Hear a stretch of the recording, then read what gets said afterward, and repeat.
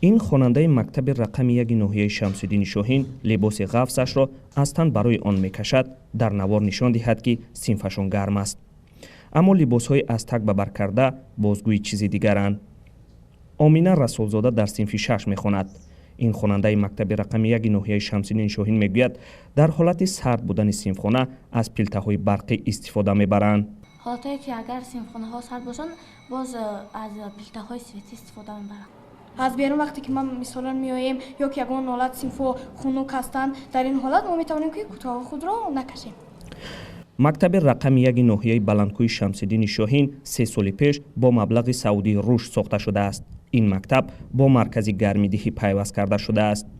رهبریت مکتب سردی صنفخانه‌ها را تصدیق کردند و گفتند سردی از حد زیاد آبی مرکز گرمیدهی را در قبرهای آبگذر یخ کرده است. از این رو این سردی باعث سردی صنفخانه‌هایشان شده است.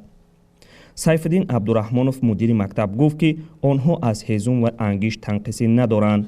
بنابر سبب سرد آمدن باد و هوای امسال یعنی که به ما بروقتر زمستون امسال بروقتر سرد شد یعنی که بروقتر آمد از این لحاظ یعنی که سردی هوا زیادتر است بنابر سبب یک سبب مشکلی که مثال روزایی که روزا میشد همه روزانه روزایی میشد از سبب آب خنک که مثال با ما وارد میشود همون سبب یعنی یخ کردن یعنی در همون قورهای همون میباشد.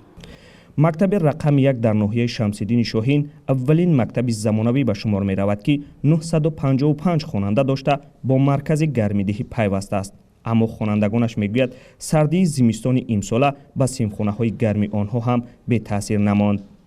حالا این پیچ‌های بوغی مثل هر سال گرم نیستند. سردی از حد زیاد و یخ بستن آب در قبرها خوانندگان را با لباس‌های غفص در صنفخانه‌ها شینانید. سردی از حد زیادی زمستان امساله نه تنها به صنفخانه‌های مکتب‌های کهنه بلکه نو را هم سرد کرد.